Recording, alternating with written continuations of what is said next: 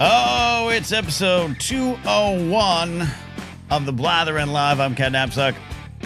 I think we're in a better spot technically today. I want to apologize to anyone who had to witness episode 200. We'll do another anniversary. We'll do the 400 episode. It happened. I fixed it kind of after the show, but we'll see what happens. But no technical problems here today.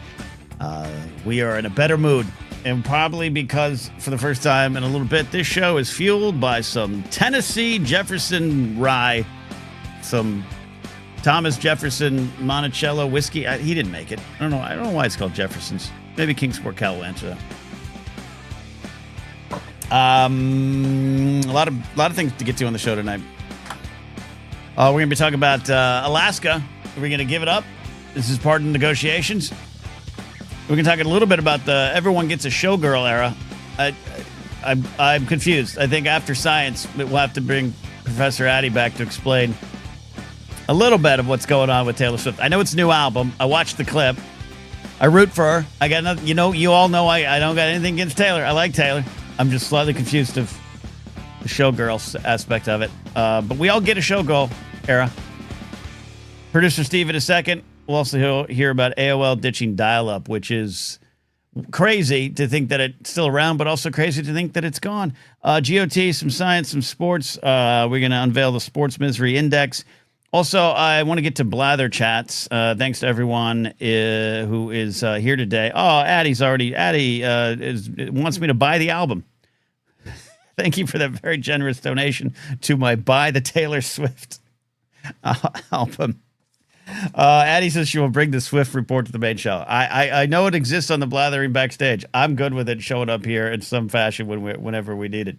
Mike Fink is here. I miss Mike Fink. I mean, we had breakfast like twice, and then I miss you, Mike. Let's come down here, get an egg again. Let's get an egg. And I'm glad Mike's here for a little bit of the war in Ukraine talk. I don't have much to say on it tonight. We're just gonna dive into it. Also, so I want to address too. I want to thank you all. Anyone who gives super chats, we call them super blathers or blather chats. I like super blathers. I wrote down that wrong in the note. I occasionally miss them, and a lot of times because I want them to slot into a certain specific segment of the show.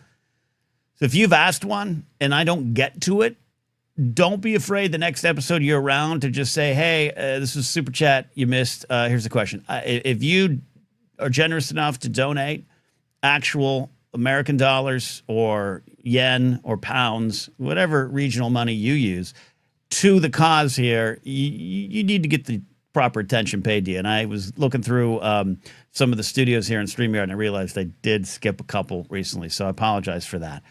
So I just don't be shy. Don't be shy. If you can remind me, we're good. Mike, Vermont Mike's here. JMB is here. Tully's here. Tully, thought of you today because I got some blueberries, and then I was like, damn it, I need some cottage cheese. I got to go back to the store and get the cottage cheese. All right, let's, without further delay or dilly-dallying, let's bring in to our show producer Steve, who I'm hearing reports that he is live and on location. Let's do this here. Producer Steve, how you doing, buddy? You're here? Ken, producer Steve. Yeah, sorry, just letting that delay kick in. Thanks, Ken, for having me on again. Reporting live here from Anchorage, Alaska. Ken, from I think I'm what is the highest artificial point in Alaska. Skyline's not exactly impressive here. But I'm reporting live from the location, Ken, of the historic summit between two generational dickbags who will probably be deciding the future of the free world here, or at least the first step of what could be a road to peace in Ukraine, or at least we hope so. However, Donald Trump has set expectations very low for this meeting, Ken. Now, first of all, I want to make sure that this is on your own time. You used your own credit card to get out there, not the Blathering budget. Oh no, this was the Blathering card you gave me. We got the PJ and everything. Yeah. Okay. No, that was the text I sent this morning. You said no. a different thing? I silenced my notifications this morning. I think I missed that. You might want to look into hitchhiking on the way. You maybe might catch a fishing boat back. We'll get you back some other time. So just confirming though, Steve, this very important summit is happening in Alaska, and absolutely all three of the leaders of these countries involved are there, right? The country in which the war is happening, Ukraine, they do have representation here at this meeting, right? Oh, you said Ukraine? Oh, Yeah. no, Ken, no. I said two generational dickbags. I think Zelensky is a pretty stand-up guy. No, Ken, this meeting is just between President Donald Trump and President Vladimir Putin of Russia. No, Ukraine's not here. They're not here. We're in Alaska, Ken. They're fighting a war in Ukraine. Come on. Yeah, and why did we meet in Alaska? Is because we could see it from Sarah Palin's house, and we just figured, or see Russia from Sarah Palin's house, and we just figured that's the spot. That's the spot to go. That's exactly right, Ken. No, Putin wanted to make sure that he could at least see his home territory. Trump is like half aware of kind of how Alaska is a state here anyway. We'll get to that in a second. But the summit's actually happening on Sarah Palin's back porch, Ken. I hear her husband's going to be kind of doing a catering thing. They got the kids out in the yard, that whole thing. So the summit will be happening on her back porch. Apparently she has a really nice deck. Oh, I'm sure she probably barbecues, grills out often there with the shotgun on her hip. So we're going to expect to see maybe Trump, Putin, and Palin, not Zelensky, on snowmobiles, maybe going through the backyard, because it's the summer, but it's probably still snowing there. Not concerning at all. Well, I'm sure they'll take a traditional hunting trip, like they do during these kind of foreign affairs, Ken. You've seen the Tudors or Game of Thrones. They'll hunt a boar at some point, bring that back, and that's probably what they'll have at night. I don't think I've seen either of the presidential parties yet. It's been very low key. They're obviously not here down in Anchorage, where all of us normal folks are. But as soon as we hear word from the meeting, Ken, we'll let you know what the results are. All right. I do like the idea that you're putting out there that there's going to be a boar hunt, because in boar hunts in Game of Thrones, kings usually die. So that's a good idea. So no truth to the rumor that they chose Alaska as a location so that Putin only had to fly over his own country unless he be shot down by other countries, because many do want to arrest him for maybe war crimes. Yeah, Ken, thanks for letting the cat out of the bag. Our entire intelligence community, kind of didn't really want to let that one out. But that's pretty much it, Ken. And Alaska is apparently a safe place for war criminals, dictators, and probably was arguably the most wanted man in the world. So he's, like I said, going to have a nice boar hunt. They're going to have a nice dinner on Sarah Palin's deck with Trump. And so later on, Ken, me and Tom Yamas from NBC will be hanging out at the Ramada Inn behind me. So we'll be hitting up that hotel bar by about 10 o'clock. So if anyone's local to Alaska, just like you go to Ken's shows, please come find me and Tom. We'll be tearing up the town all weekend.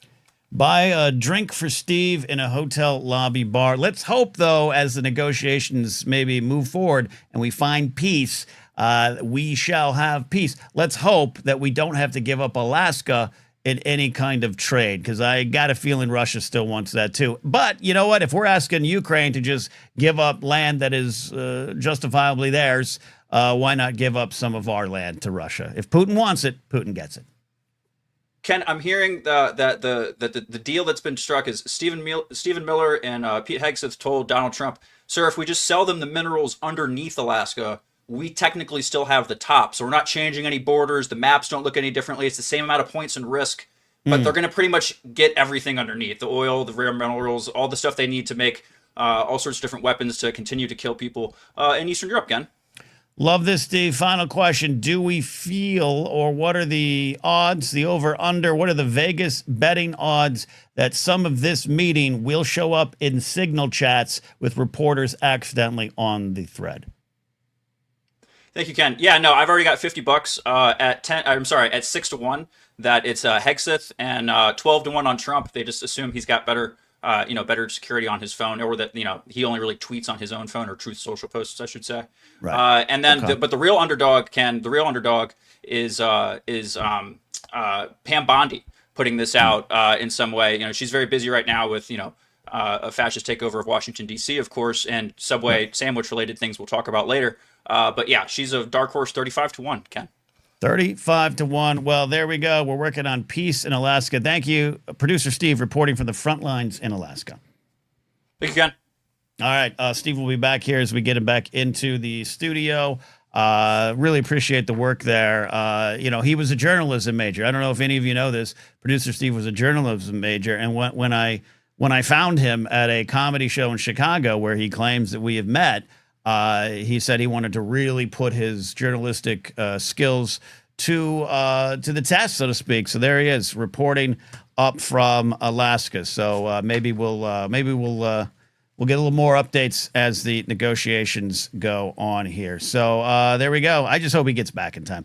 I got to imagine with the sun out late in Alaska, there's a lot of evening drinking that is harder than the day drinking, or the day drinking continues 24 hours over there. I don't know much about Alaska, only what I've learned from Rob Morrow shows, which you could get at Best Buy every Tuesday when they re-release Seasons of Northern Exposure wrapped in parkas, which is one of my memories of the mid-2000s.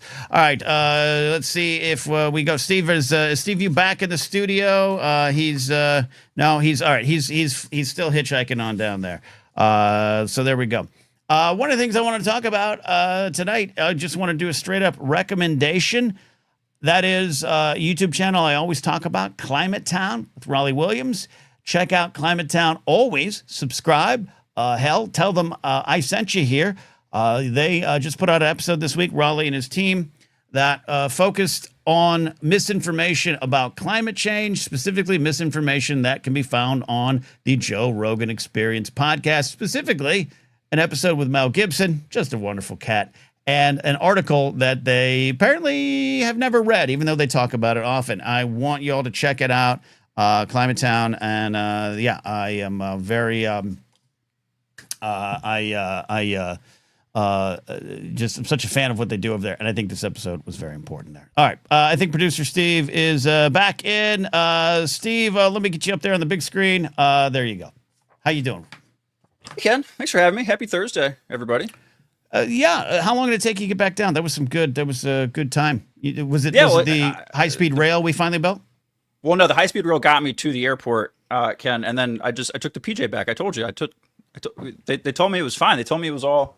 They said we put enough gas in it to get there and back. So I figured, there you go. We might as well. I'll get you back. Okay. Don't worry. Don't worry. You've got me back. I want to shout out our buddy Winston A. Marshall. Sending love your way, Ken.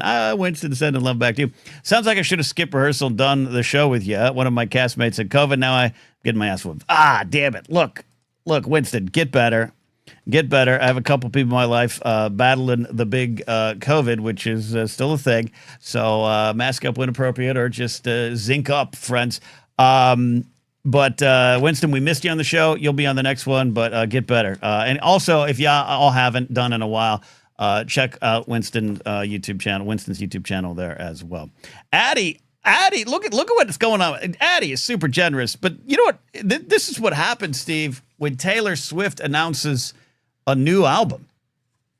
The orange is everywhere. It's going to be, of course, she's releasing it in October, so the orange is even more on brand. Is Taylor Swift co-opting orange in the Halloween holiday season, Ken? Should we be concerned? Is that the connection? Yes. That's the orange? All right. Yeah. We're going to have some science later in the show here, Steve. I got to fix this. Yeah, we got to drop it to producer Cam. Should we have Addie give a Taylor Swift update now and then come back for science later? I think we need to do this. If Addie gives me the thumbs up, I think I see a thumbs up there. Okay, let's do this. Addie, this is the first ever Blathering Live Taylor report, the Swift report. I know you guys do this on Blathering Backstage, but we got to get the lowdown here.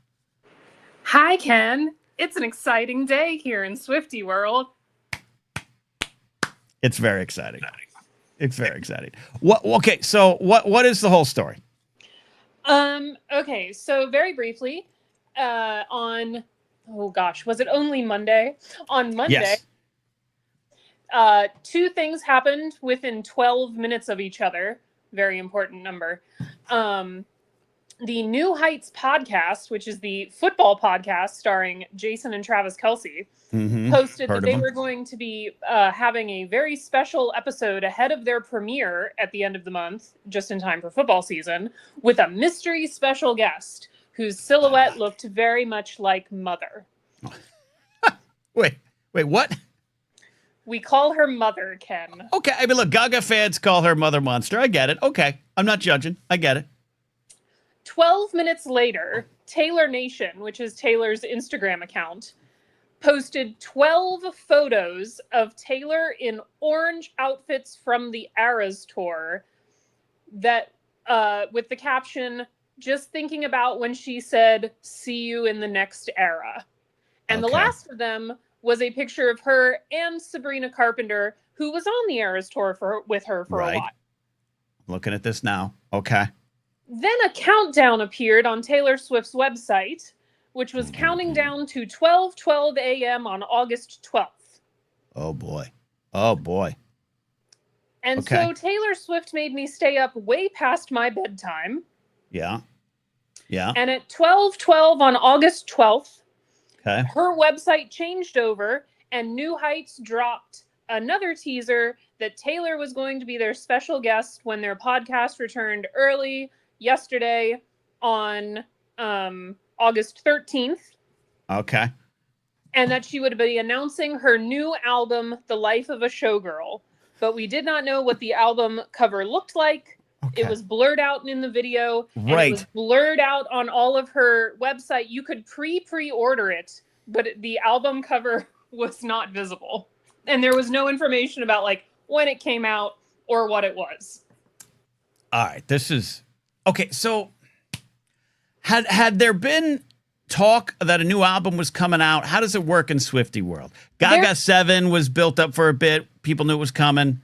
What happens there? Swifties are constantly looking towards the future, Kim. And I say that because there are Swifties who, with the announcement of what we affectionately call TS12, they are already looking for the Easter eggs to TS13. But can't we live in the now? Oasis taught us be here now. Why can't we live in the now and enjoy 12? I very much want to live in the now. I haven't even heard 12 yet. And I also, there's a line off of a song from TS11, the Tortured Poets Department. The song is called I Can Do It With a Broken Heart. And basically it's her saying like, do what? You couldn't see, like, I still, basically that she still performed the Eras tour with a broken heart. Like, watch me do this. Okay. But there is a line in that song that like, it's something. And then the crowd was chanting more. And I'm just like, guys, can we not be the crowd chanting more and always demanding more of her than she gives us? Can we not be grateful for what the Lord hath given? Yeah. Yeah, exactly. Be present. Okay. So, in closing here, Addie, this is fantastic. I was following along tangentially when it happened a couple days ago. Like I said, I'm a T Swift fan. I don't own any of her music to my knowledge. I listen to some stuff when it pops up. I've played some on Pop Rocket Radio. I'm a fan of her. I'm a fan of also defending her from football bros because I love football. Steve and I love football. She wants to watch. She knows cover 2 defense, cover 4 defense. She's in. She knows the game. I'm glad she's there. But this is all fascinating, Addie. But my final thing is, what does the showgirl in the showgirl era mean? What is she referencing other than being someone who's in the limelight her entire life? So what she said on the podcast yesterday, I watched all 2 hours of it. It was great. It was insightful. I highly recommend it. Okay. She had some great takes on football bros and chads and sourdough and her granny hobbies. It was great. Okay. I like all that. She said that this album is the life of a showgirl. It is the story of her life while she was on the Eras tour, what you didn't see on stage. Okay, that's intriguing. So it is the life of the showgirl that she was. Right. Beyond the stage. I like that. Are we going to get a song about that weird outfit Travis wore when they were early on in their dating life? The kind of like hip hop sweatpants. Is there going to be a song about that? I don't know. There are several intriguing track titles, including the picture with Sabrina Carpenter being the 12th picture. The 12th track on the album is a collaboration with Sabrina Carpenter. That's gonna change the world. Yeah. That is the title track, "The Life of a Showgirl," featuring Sabrina Carpenter. And you know what? I'll be honest. I hope it's a little thirsty. I hope Sabrina shows up with a little bit of espresso for all the Swifties. I mean, as a cisgendered heterosexual woman, a lot of the photos from the Life of the Showgirl photo shoot that are out there are a little thirsty. So they're a little thirsty. Okay. Okay. Well, we might be getting our dreams. Producer Steve, any thoughts for Addie before we wrap up the Swift report here? This is almost as big as peace talks in Alaska. I mean, almost. I mean, Taylor Swift might have a combined net worth more than Trump at this point, but Taylor Addie Swift was is more for the economy than Donald Trump has. I mean, yeah, I won't refute that. But Addie was begging for the backstage stream key yesterday because she just needed to talk into a microphone about this, Ken. She want to go live. Yeah. Look, I got to tell you something. If Dr. Addie started her own YouTube channel, I'm sure she'd have followers here. And then, Addie, you could go live 24 hours a day talking about Taylor. You could count down every day. And I bet you'd do wonderful. I bet you have a large audience that would find you. No one needs my thoughts, Ken. No one needs 90% of the thoughts that are on the internet. Yours are valuable, Addie. I think you're wrong. I think you'd have a fan. I appreciate that. I will also say I'm very pleased that she is reclaiming Orange for good. When did she lose Orange? Oh, no. There are other things that we refer to as oranges. Yeah, you talk about the false prophet president? Yeah, okay. Okay, that's fair. That's fair. So now we have a good association with Orange. I enjoy that there. All right, this is great. I asked and answered. I appreciate this, Addie. We have good things to look forward to here with this album. You'll be back in a little bit for science. But if Taylor shows up in science, we understand. Oh, I didn't even think about that. All right. Dr. Addie with the Swift Report. Producer Steve. That was big. Big stuff. Big. There's a lot of news happening. A lot of news today. Lots of stuff. A lot of things are happening.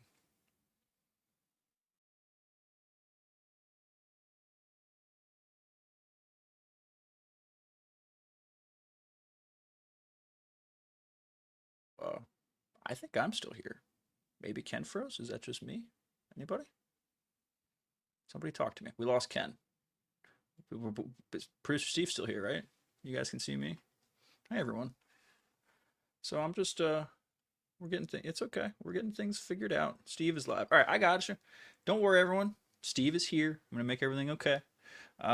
We'll get, Ken will probably just reboot things up here and we'll get going. If he has to end up restarting the StreamYard, we may have to refresh the page or the stream might refresh, but he'll be back here shortly, I'm sure. Or shortly, I'm sure. But yeah, this is like a little backstage action on a Thursday night live. But this is 2 shows in a row. My volume's a little low. Yeah, my gain was down, and I'm far away from my microphone. So we're excited to talk not only about we have science later, but we're also going to be doing a little sports. I'm excited to talk about the Subway sandwich thing because that might have been change the passwords. No, see, I'm still only on the back end. I still can't. I don't have any power here. I'm just babysitting until the big guy's back. The Alaska wormhole ruined it. Yeah, you might be right. It might have been the power consumption that it took to get us to and from Alaska so fast. So hope you guys liked that bit. That was fun. I thought of that like 20 minutes ago. So let's see here. Do I have Taylor Swift thoughts? Addie's asking. I mean, other than the fact that I'm really disappointed everyone's saying Fortnite is down too. Oh man, maybe this is like a internet thing. I mean, I live where like 70% of the world's internet basically like runs through. He's back. Back? He's come back to us now. Did we ever go away? You went away. I was here the whole time holding the fort down. So we're all good, man. I got you. All right, good. Completely lost internet. It's not anything on my end. It looked like it. Burbank internet went down. Lauren said Fortnite is down. So it might be something might be going on. I don't know. Wow. Good job. Poor Steve, 2 episodes in a row has had to hold the fort down for whatever. I think I've done pretty well. No, I think I've done all right. No, I trust you completely and implicitly. Thank you. I appreciate that. I mean, that means a lot. No, but you've come back to us now, Ken, at the turn of the tide. At the turn of the tide. I had all the faith that I would get there. Good. Yeah, no storm here. It's just Burbank Spectrum. It hasn't gone down for a while. Yeah. I just thought maybe I went frozen first, so I kind of stared at so there's a good 5 seconds of me staring at a frozen you, thinking, "Am I frozen? Is he frozen?" I looked up at my YouTube. I'm like, "Oh, my head's still moving." Hey everybody, and then I got the feedback from the chat, and so people played along, so we're good. See, this is why I got to get you in the back end. If only we could afford the StreamYard super profile. I got a lot of diapers to buy, Ken. You got a lot of diapers to buy. We got to get this show up and running. We need to get 1,000 people to get Explode. Tully. Almost. On Monday, I did. I threw things off air. I wanted our old handsaw's here. I have to admit, more hype for the new Wild Things single. That's right. Wild Things dropped a new single today. One of our favorite bands, Old Handsaw, turned me on to the Wild Things. They're out of England. You guys, if you're pop rockin' fans, you should check out that band's new single today. All right. Before we I'm going to take a call here from Brennan. We got some Game of Thrones to get to. Did 898-4M show up? I haven't seen. Brady's not here yet? Okay. I haven't seen him in chat that I've not yet. All right. I'm going to hold on to my surprise until he shows here. Jen Miro's here. She's always be here for you, Mr. Ken. She's a true friend. I'll be there for you. Though, Jen, you're not in the neighborhood anymore. And yesterday I had my bug spray, and I had to drive around for 3 hours burning gas in my car. It's a mess. All right. Steve, AOL's ditching dial? Yes, this is a huge deal, Ken. AOL's ditching dial-up. The internet that came, I tell young people this, I talk to all the time, like our internet used to come in the mail. We talked about this on Backstage, like the internet used, like your email used to come in actual mail, your access to it. We used to just chain smoke AOL CDs, Ken, because you got a 7-day free trial per CD, and you would just make a new email every time. So a new CD, 7 days of free internet. Make a new email address with a 1 or an underscore on the end of the old one. Boom. 7 more free days of dial-up internet, baby. Those were the best. And then they turned into Frisbees when you were done. Oh, great coasters. For me, yeah. AOL were coasters. So, I mean, I get that they'd still have dial-up. It's one of those techs, like some people I know still get their TV from antennas, which actually can be pretty good if you get a digital antenna. But I was a little surprised to hear that dial-up still going. This is like someone who's like, yeah, I've got some cassettes and I'm happy. I have to be on the soapbox for a little bit about this, Ken, because to be clear, this is not a good thing. Because a lot of people, while there is a lot of decline in usage, less than 1% of U.S. households rely on dial-up, Ken. But that's still thousands of people that rely on dial-up for their internet access, especially people who live in rural areas that don't have fiber internet and things like that.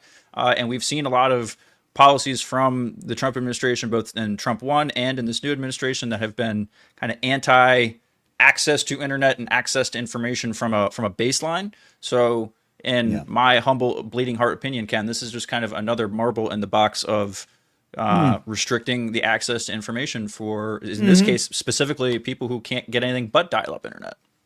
I like that take. Because, again, it's easy to make the jokes. And we've made the jokes, and we're going to make the jokes about dial-up.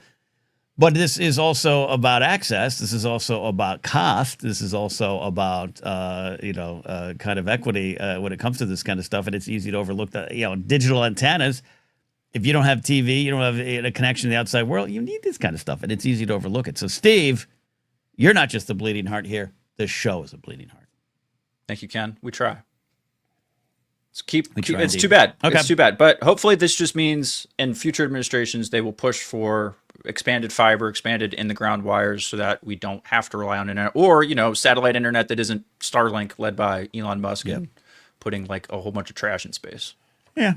Yeah. We don't need no trash in space. There you go. All right. So that's a quick look at the news. That was a robust segment. We had a robust segment, Steve. Well, the budget's expanded a little bit, so we're able to do those live reports. So later in the show, we are going to talk about, thanks to Addie's Super Chats, later in the show, we are going to talk about what food item would you use in the Resistance, inspired by the Department of Justice employee slinging a Subway sandwich at a uniformed trooper, staring him down there on the mean streets of D.C., right? It was D.C., right? It was D.C., yes, Ken, in the midst of the federal crackdown, as you could say. I've got the footage here that I will share. Just as we see, this was the I'm not going to do sound here because of like reasons. Oh, damn it. I'm not going to do sound here, but we can see, yeah, this guy is taunting the police officer on the street. He looks back and then almost gets hit by a Jeep. And they caught him, I know, but for a second I thought he's getting away. The video cuts out well before they catch him. They don't catch him for a good way down the street, Ken. Those guys, especially like when you hear the actual, when you hear the, sorry, I'm gonna cut back. When you hear the sound from the video, you can just hear like their body armor like jumping up and down, and like these guys are trying so hard to chase this dude. And he made it like a good block or two down the street before they actually did end up catching him.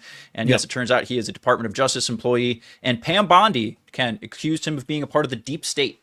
Oh yeah, clearly, this is the deep state, right here. Deep state, not steak. Deep steak or deep space. Maybe he had a deep. Is that steak. wordplay? Yeah. He had a deep steak Subway sandwich. Do we know what preceded the confrontation? Because aside from the fascist takeover of the Capitol. Correct. Point taken. Good point, Steve. But do we? I mean, first of all, I want to point out this is the best use of a polo shirt that I will allow. I don't know this. We talked about this in the Discord. I think he had full buttons, Ken. I think this was a true DC consultant looking guy. I mean, he was okay. So yeah, he had buttons all the way down, khakis, and I think he was either wearing Hey Dudes or Sperry's. So yeah, no, he's dressed like someone you don't want to talk to at a bar, like especially if you're a woman. Like he has that look, but sometimes we don't get to choose our heroes. This is for me. The breakdown of it is, whatever's happening, and he's screaming and he's yelling, and maybe he's just yelling that we don't need you here. Maybe something preceded it, like a little confrontation. But he's got his sandwich in there the whole time. But it's that turn back where for a split second he's like, I know what I'm gonna do, and then he does it, and that's what we all need to take note for. Oh. Yeah, he understood the consequences as a Department of Justice employee. He probably knew how this was going to go down. I think there was some other privilege involved here that we don't need to necessarily go dive too far into that was also involved.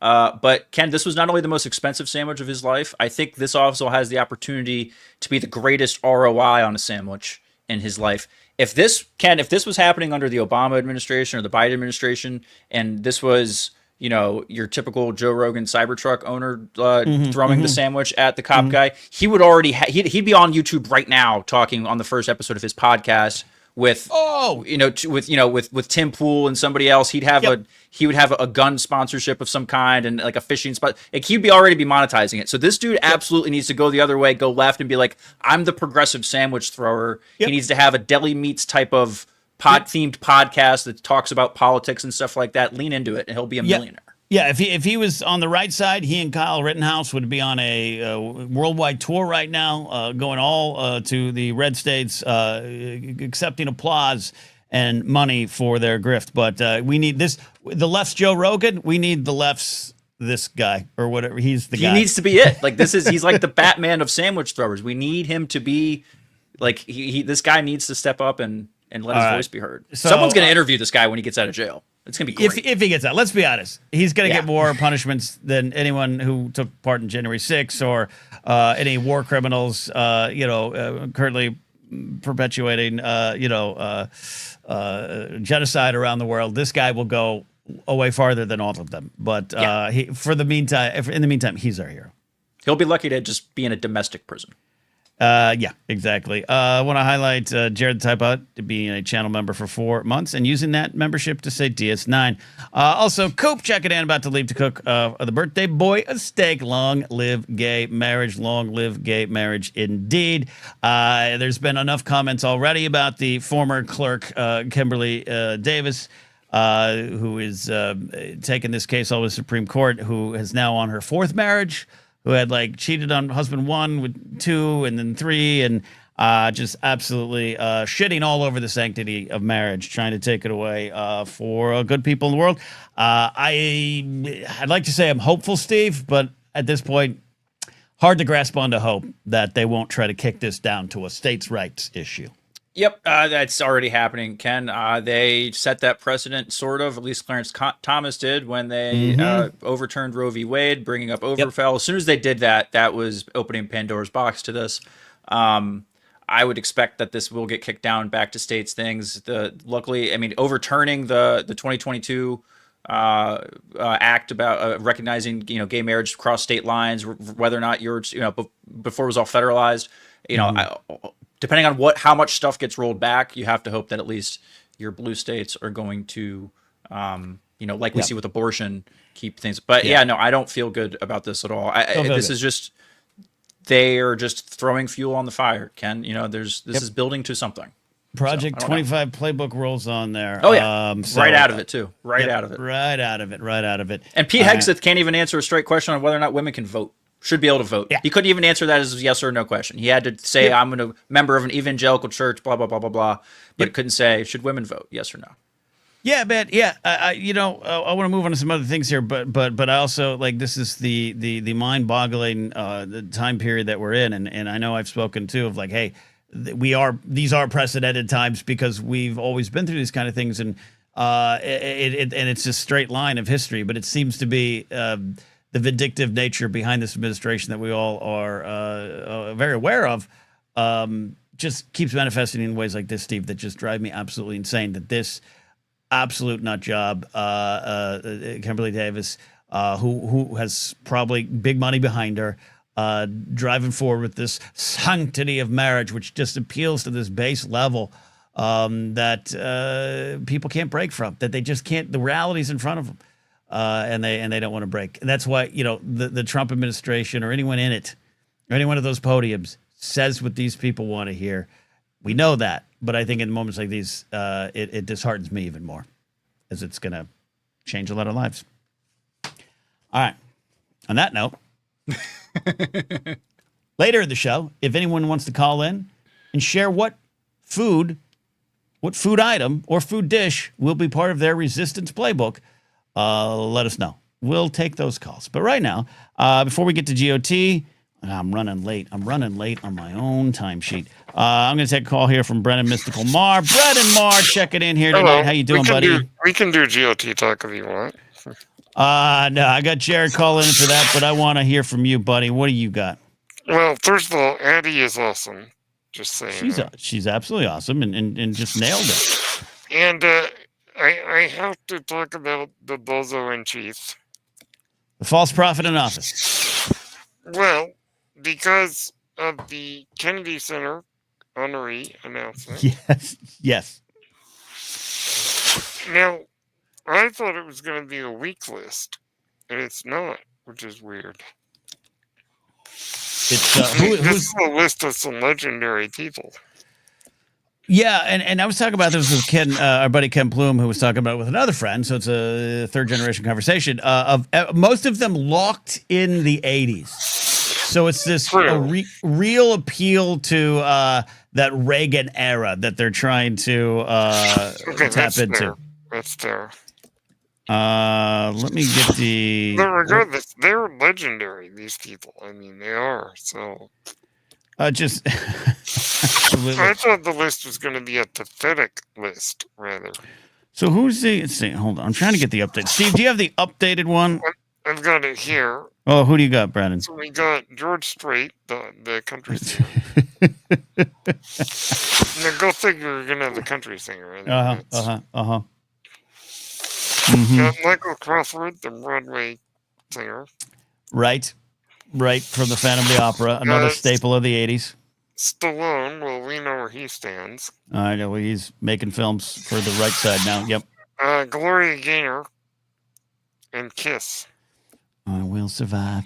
Yeah, and then and there's that quote going out there recently. I saw it yesterday from Gene Simmons, who knew Trump because he was on that damn show. Really kind of speaking bad about him, but they're going to accept this award, and that's just interesting thing. I'm a longtime Kiss fan, but I also I could step away if need be. I'll sing "Worth a Deuce" to myself. That's the thing is, I don't think that if they were accepting an honor from who, that it necessarily means that now they're the bad guys.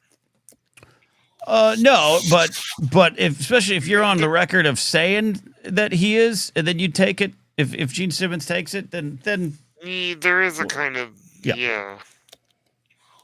then it's like, what are we doing here, Gene? But Gene's But it's, problematic at best, anyways. well, that's true. He is. Yeah. So what's your take on it, Bretta? What's your take on it? I think it's a pretty good list. Who's I your don't favorite on that list? Well, I mean, I like Stallone, even though I know where his politics are.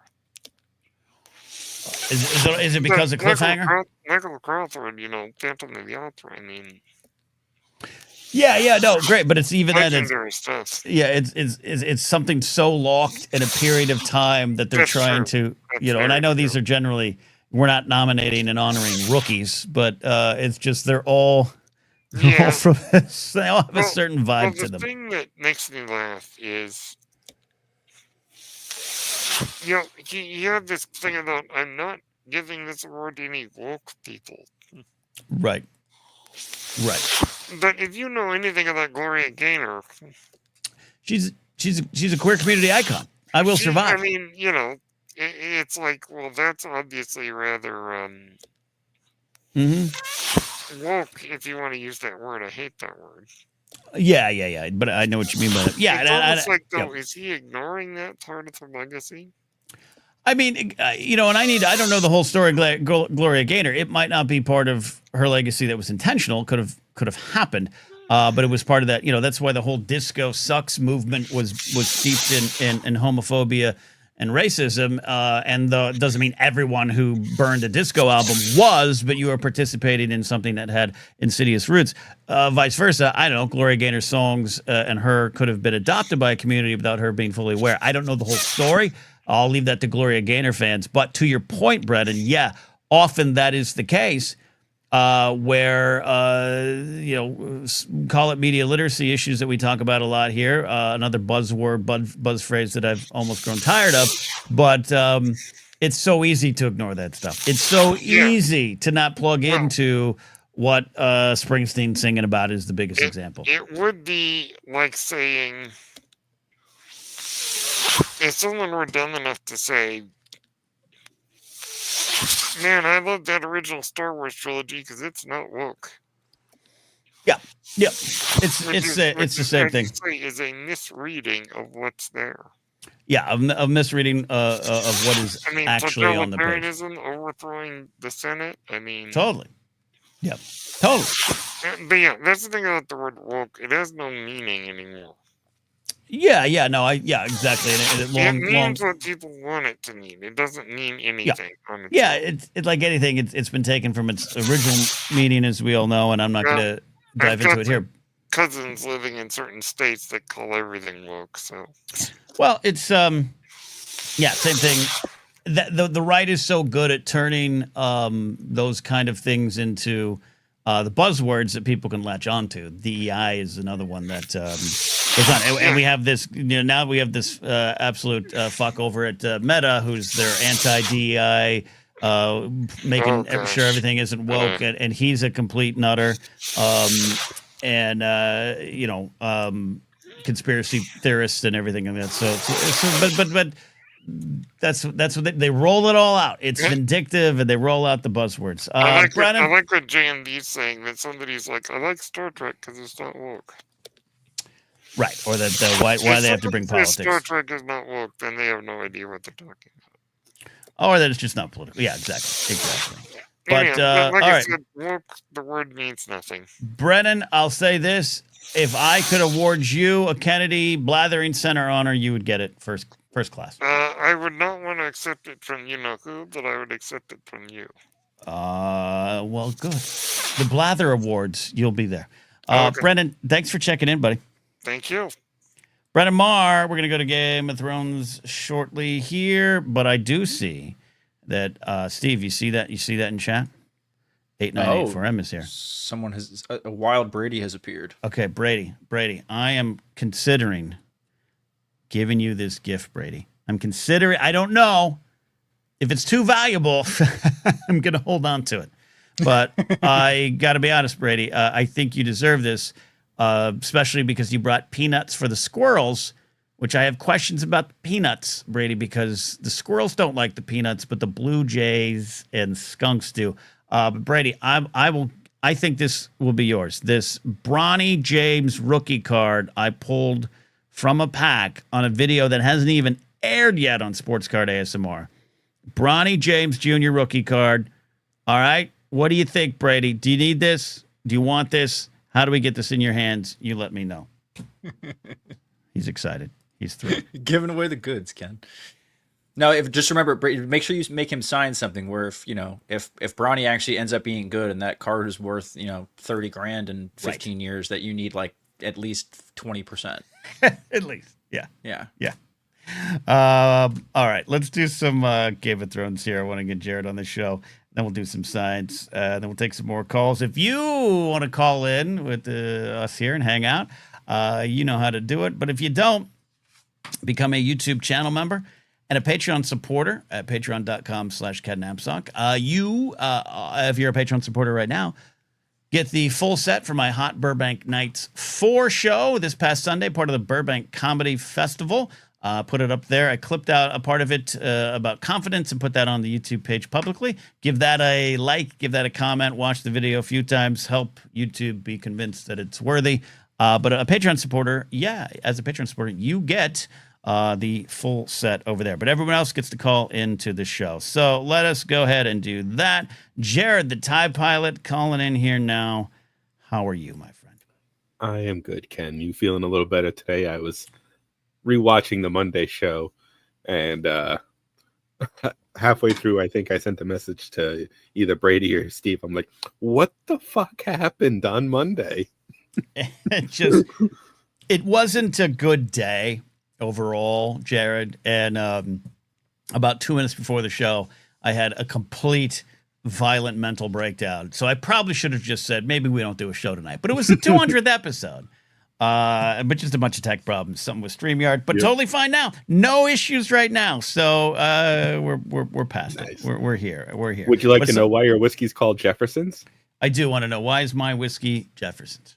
A guy, one of the so the brand itself started in 97, but one of the co-founders' family is an 8th generation distiller whose grandmother did it in 1799. She was actually arrested for it in 1799. So they've been doing that for a long time. Okay. And they're just, it's, as a whiskey guy, it's good whiskey, but it's pretentious. Their big whiskey that they their one that they do is called the Ocean. It's literally they age the barrels on a fucking like tugboat. Just send it around the bay. What are they? Where's this tugboat? Each batch that comes off a boat is known as a voyage 92 or something. So there's the little story. It's like, bro, you took it off the Atlantic coast for like a month. Relax. And it's an actual tugboat. Could it be? I don't know if it's an actual tugboat. Okay. But I like to picture that just for the comedy. Yeah. Could it be former pro wrestler Fred Ottman, aka Tugboat? Could he just be swimming around with it in a lake for a little bit? Strapped to his back? Okay. I'll go with that. All right. As he always does, Jared likes to call in with some questions about Game of Thrones as we do our Game of Thrones rewatch. We are in Season 6, Episode 6, Blood of My Blood, right? Yeah, Blood of My Blood, Jared. Oh, yeah. We got a lot of stuff in this. Jack Bender and written by Brian Cogman. Cogman, the lore guy, the big lore guy who was a student of the books and was kind of there to keep things online or in line as best as he could, despite a lot of things changing. And some big changes in this one from book to screen, one that I agree with, though I'm looking forward to the book answer as well. But a lot going on here in this episode, Jared. Oh, yeah. To me, it's another like moving the pieces around style episode. We had our big cry last week and a lot of happening. Yep. And this week gave us some cheering moments, especially at the end there. Yeah, I think it was neat. I think it was smart to structure it this way, that we have the Hold the Door episode. We have Hodor's passing, and that's going to leave the fandom a little hurt. And I do think you're right. This resets the deck as we head towards the final episodes of this season and a big finale that we're going to get to. And in doing so, I love what this episode does. It's about blood and it's about family and the different kinds of families and the identities. We have two big scenes with swords. We got Sam taking Heartsbane after we meet Randall Tarley, one of the biggest pricks in Game of Thrones, and wonderfully performed with a long, painful, tense scene. Gilly really coming into her own. Gilly really standing up. Gilly really not just defending Sam, but they're forming their family unit there. He takes Heartsbane. We got Arya taking Needleback, huge. I think we kind of wanted that. We kind of thought she was on her journey to that moment, but to actually see it was a big moment for me too that I liked, you know? Oh yeah, no, that was I am one of those, like, I was enjoying her training, the Batman training as we all called it back in the day and whatnot, and I was getting good, but once she took out Needle, I'm like, yeah, girl, it's time. Let's get some. Yeah.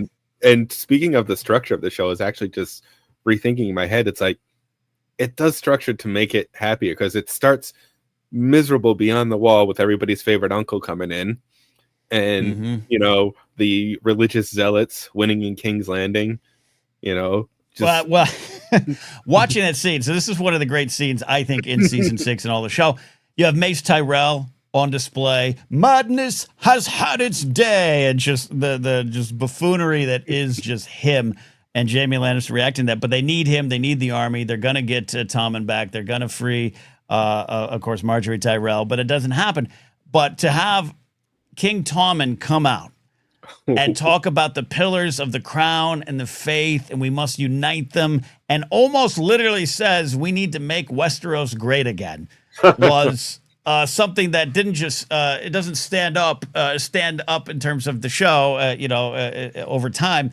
It's just too relevant now. And again, we're not speaking of specific histories all the time with these things. They're talking about just histories overall. So it makes sense that it would be there. It tracks but to hear that play out, watching it this week, I got the Tommen, what have you done vibes even more than I did then. I don't know if I actually hate Joffrey more than Tommen sometimes, because Tommen's just that innocent stupid that's easily manipulated. At least Joffrey gave me legit reasons. Oh, I'm with you. I have a lot of sympathy for Tommen, and under different circumstances probably would have been a great king. I actually think that. Now, could he have been? He needed to be stronger. I think having Marjorie by his side would have been good. I think she would have protected him if given the full chance to do that. But I think the heart was pure, and his ending, which we'll discuss when it happens, was earned for the story. Tragic. It was so tragic, but it is like, his pure heart was absolutely broken by all of this there. But I'm with you. I don't hate Tommen at all. He is manipulated and moved around the board. Right. But I do love our Khaleesi getting another big moment at the end, giving the speech, making the entire Khalisad her blood riders. And again, I say it every time we have a scene with her. How did you people not see this coming for season 8 stuff? Like, she's literally telling them we're going to burn and tear down their stone houses. And she's got her boy Dario. You're a conqueror, Daenerys. It's like, it's one of my favorite moments between them. And, I'm, not a huge Dario fan as a Jorah fan, but that's out of fun and within the story. I think the performance is great, and I think it is true. And I think he sees her. He doesn't just see her as maybe she is. I think there's something in Dario. This isn't me saying this is fact, but this is me saying there's something about Dario telling Dany, you're a conqueror, as if he's like, you're going to need to be. You're going to go over there, and you're not just going to walk onto that throne. You're going to need to conquer. And you later on in season 7, we get you're a dragon, be a dragon. So it to me, it just makes Dany's journey in these final seasons even more compelling to watch for me, because you're rooting for in this moment. This episode is all about blood over family name. This is all about true families, maybe found families. It is very much about that. There's a lot of throwing around of names. A lot of the big houses are in focus, and that includes one we'll talk about here with Cold Hands in this show, Uncle Benjen. So it's even more about family names, but I love that this big Dany moment is about blood over anything else. Oh yeah. It just that good writing. Once again, the lore master, as you said.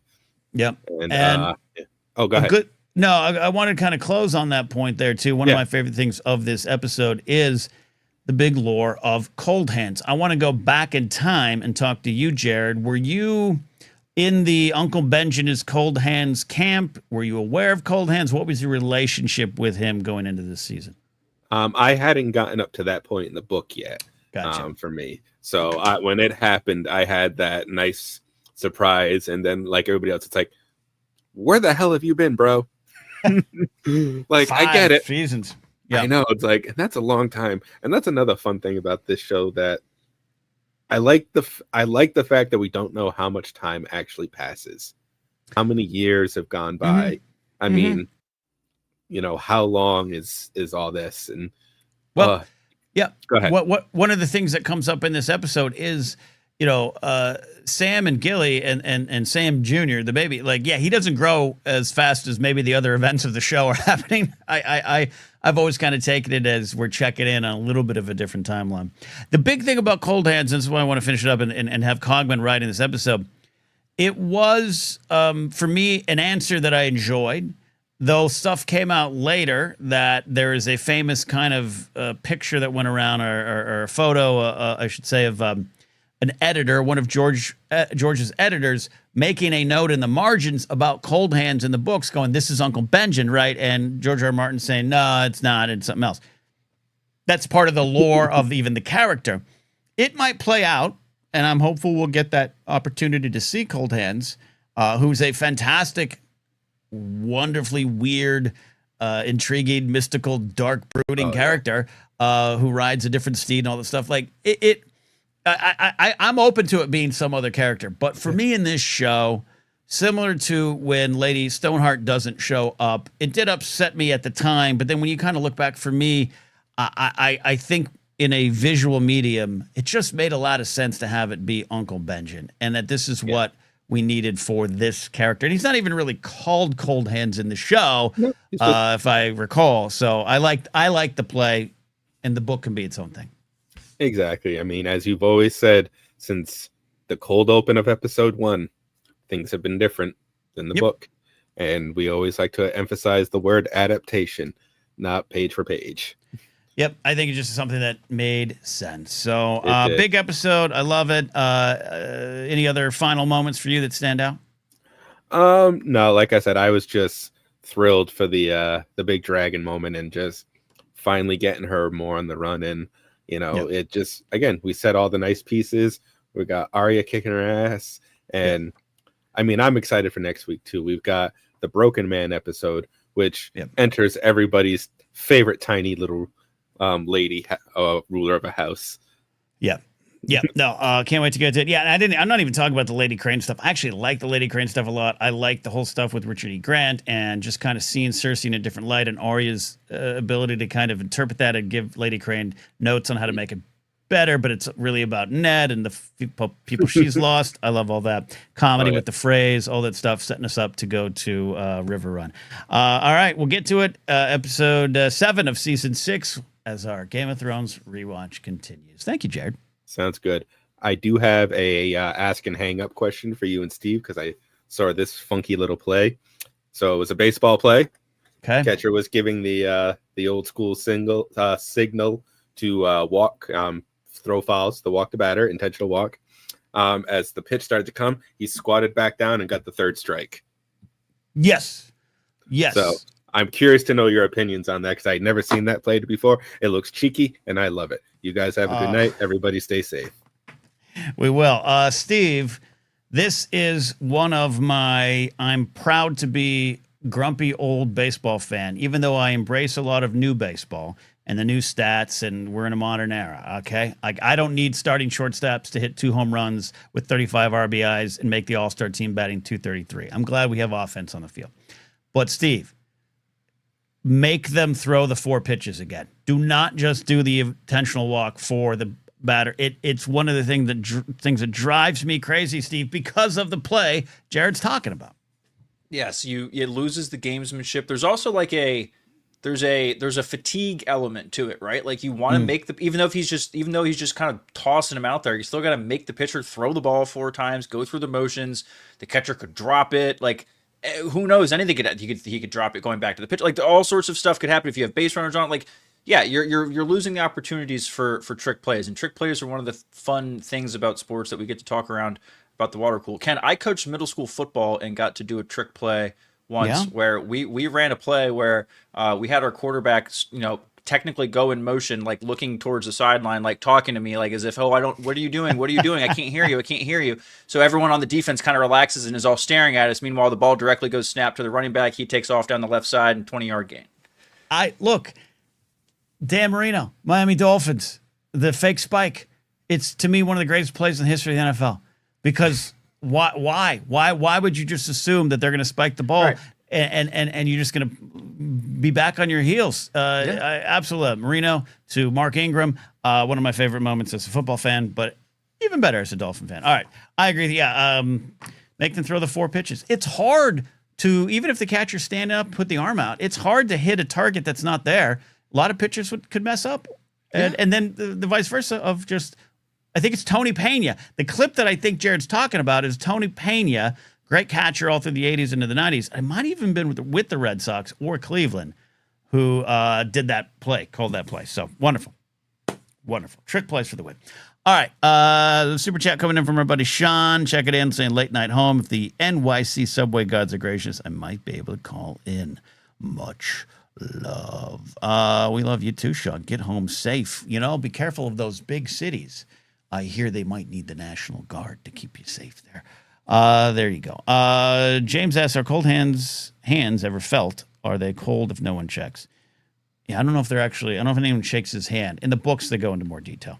He also rides this big, moose with the big antlers. It's pretty cool. All right. Steve, you ready for some science? Let's do some science. I'm excited for science. Let's do some science. All right. Professor Addie's here. I think you missed James Holmes's pun, Ken. Yeah, because you know why? Because I have a filter that blocks puns out of my life. Okay. I don't acknowledge that. I think it was if a tree falls in a forest and no one's around to hear it, does it make a sound? Are they cold? Are they really cold? Got it. Cold if no one ever feels. All right, look, James, it's late there in the UK. You should probably go to bed. James. All right, Addie, before we check into science, a couple things on your mind. Thanks again for the T Swift report. Anytime, Ken. One thing I neglected to say in the Swift report, it was so refreshing to see so much positive masculine energy on that podcast while Taylor Swift talked about Taylor Swift things. Travis, I was never a fan or not a fan of him. I was also out of watching football regularly as he rose into prominence, and his brother did as well. But yes, I think I've just had this conversation last week. It is so, and speaking of the right, and I even hate to say the right, but we know what I'm talking about of certain folks love to take things like they're trying to take away masculinity and they weaponize that to the point that it is filters down and people just accept that as the truth. I have friends who I argue with all the time. They're trying to make me not be a man. No, that is not the case. Masculinity built on love could change the world. It is not. It is built on destruction. It is built on power. It is built on conquest throughout a history. And not saying Travis and Jason are perfect. In fact, there's been examples in the past where they aren't. But what I like about Travis and why it's a good fit for Taylor Swift, now you would have more to say on this, Addie, is he is of good heart and a good example of what masculinity can be, I think. And he's only going to get better. I think she's making him better. Yes. I see a lot on social media about the male loneliness epidemic. And I like to cite those two men as examples as counter examples to that, that you can be both. And you can, no, absolutely. And it's real. And this is why I don't ever explain it well on air, but I try in conversations with some of my friends who it's like, the patriarchy is worse for everyone else but you, but at the same time, you are trapped in a prison. It is the thing. And I saw this meme go around today with the Travis and Taylor moment, but it's like Barbie has a good day every day. Ken only has a good day if Barbie looks at him. And that's not necessarily all true for Travis, but That is the destruction. That is the pain that a lot of men are silently suffering. That my dad and his friends in their era, that I want to make better. So I'm fascinated by them. I agree. Really quickly, two other things before we get to science. I watched the full set this afternoon. It was great, Ken. Everyone should go check it out. Check out the clips, but become a patron and see the whole thing. Well, thank you. It's worth your time. I appreciate it. Thank you very much, Addie. Addie talking about my comedy set. 25 minutes of yucks, kind of, but it was good. I ate appreciate dinner it. while I watched it. It was great. Good. And then I just want to address something that happened while I was gone. It's currently July 21st in my podcast feed. Oh, okay. I never had to put a student in the eye wash station or the safety shower, but I have used the eye wash to hose myself off to avoid using the safety shower after spilling acid on my pants and shoes. Okay. And I've also worked in places where they didn't put drains in under the safety showers to save costs. And then when the safety showers were used, they flooded the labs underneath them. This sounds dangerous. This all sounds dangerous. I just want to make... You were talking about needing to like wash something out of your eye and talking about eye wash stations and labs, and then chimed in with safety showers and how you guys never want to do anything that requires you to use a shower in a lab. Yeah. So, and you asked for my opinion, so I figured I'd give it 3 weeks later. No, it's valued and registered. Shout out to Wiley. Todd checking in from Wangertown, a new member here. Thank you, Wiley.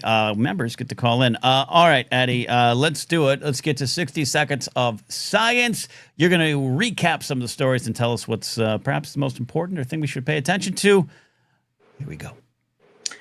A judge has ordered the National Science Foundation to reinstate $81 million in research grants after over $580 million in research funding was revoked by the current administration to UCLA. The administration is demanding that UCLA pay $1 billion to have its funding restored. Using the DNA of 15,000 people with chronic fatigue syndrome, scientists have discovered 8 possible DNA regions that they have in common, which would be a major leap forward in proving that this is not all in the head of those who suffer from it. June was the warmest month on record for much of Europe, with back-to-back heat waves affecting much of the continent. Research published last month suggests that London could expect to see such heat waves every 6 years, where it used to be every 60. Last week, a climate report published by the Department of Energy claimed that climate change is less damaging economically than commonly believed. The report was written by a small group of scholars who question the scientific consensus on climate change and could lead to a legal battle in the Supreme Court. But what you should care about most this week is an executive order signed last Thursday titled Improving Oversight of Government Grant Making. In it, each U.S. agency head was ordered to designate an appointee to develop a grant review process to advance the policy priorities of the current administration and not fund, quote, anti-American values. This latest executive order directs agencies to halt new funding opportunities, thwarting agencies' attempts to begin funding again after budget uncertainties hamstrung them for months. The executive order also directs grant approvals to prioritize certain research institutions, such as those that have demonstrated success in implementing the gold standard science policy and those with lower indirect costs. And while it does not halt the peer review of applications, it does leave the final decision in funding recommendations in the hands of this agency appointee, a duty that is typically carried out by the program officers of these funding opportunities, who are typically subject matter experts. And that is 60-ish seconds of science. Ken, what questions can I answer for you? All of them, Addie, all of them. Why is this the most, what do we take away from this story being the most important? Unable to just slash the research budgets of these agencies and take away research funding that way, they are using executive orders to control what gets funded and what does not. And therefore, they are controlling what people are allowed to research, what people are allowed to look into, what people are allowed to report, and ultimately information. Information, which is a theme around these places of controlling of information, controlling of the research. I am curious about the impact of climate change financially, economically. What's this? Why? And what will the Supreme Court fight be? So the Supreme Court fight, so this report misrepresents decades of climate science, and it's a bid to ultimately repeal a 2009 government ruling that greenhouse gases endanger public welfare. So because the government has ruled that greenhouse gases are dangerous, and this report directly contradicts that, there is likely going to be a legal battle that ensues over this 2009 ruling and now that could wind up at the Supreme Court, where the Supreme Court could ultimately have a say in whether or not climate change is real. Well, yeah. And again, as we discussed earlier tonight, no faith that's going to go well. Yeah. So basically what's happening right now is that dozens of scientists who are subject matter experts in this are trying to coordinate a unified response to this report. Now, to be fair, the authors of this report welcome quote unquote serious scientific rebuttals. They are trying to coordinate that response to be as unified as possible, because they know that their arguments could wind up in front of the Supreme Court. So we don't want any of these responses to possibly have any contradiction within them, because that could ultimately lead to a loophole that they have an out against the evidence. Intrigue. Intrigue, I say. Steve, any thoughts here on the science? I wonder if Clarence Thomas is going to be like thinking about whether or not climate change is real, hanging out on his billionaire buddy's like 100-foot yacht. Probably not. Yeah, right. Yeah. Nah, that shit's not real. Let's go fill her up. Can climate change become a states' rights issue? Is that where we're headed? How would that work? So yeah, actually, that's a great play. Oh, Ken, don't give them that idea, because then they'll just say, yeah, California's the one making all the pollution, New York's the one making all the pollution, it's all these blue states causing all the pollution, blah blah blah blah blah, and all this. Yeah, no, they'll just throw it right back at us and just blame it all on us anyway. Okay. They already blame a lot of it on California has a lot of its own rules when it comes to environmental action. And environmental regulation. California is actually quite stricter than the rest of the United States when it comes to allowing certain chemicals or not allowing certain chemicals in consumer products and whatnot. They're usually more aligned with the EU than the rest of the United States is. I don't know how California has that power, but they do. It's the damn dirty hippies. But the problem with that argument, and I don't need to tell you all this, but pollution does not recognize borders of states or countries. It doesn't stop. It doesn't stop right there. Okay. It does not. When the fires burn in Canada, that smoke makes it to the United States because it has absolutely no idea where it is. So if there's some pollution coming over from California, it doesn't just stop at Needles, California, get something at the Jack in the Box, and then just hang out. It turn around, keeps going. Okay. It does keep going. In my experience, it does keep going. Okay, Steve, you hear that? Yeah, no, Ken. It sounds to me like that illegal Canadian wildfire needs to be sent to CCOT. That's illegal. Yeah. That's coming over the border. This is like, come on, this is what we've been doing for 6 months. What the hell do they think they're doing? Yeah, I'm convinced the Canadians started that fire to attack us through the air. Well, we need to know. I mean, this is illegal. Yeah, these are illegal wildfires crossing our borders illegally. We need to do something about this. And if they were our 51st Once they state, get here, this wouldn't be the problem. Yeah, that's a good point. Well, I'm telling you, if we, maybe that's part of the play. Trump's like, no, you swear you wouldn't be the 51st state. Fine. If I give Putin Alaska, now you're the 50th state. Checkmate. 50th state. Addie, I appreciate it. Any other thing we need to take with us here on This Week in Science? Hug your favorite local scientist, guys. It's real rough out there. I greatly appreciate Taylor Swift's album announcement this week, because it was looking kind of hopeless over here, and then Monday, Tuesday, and Wednesday happened.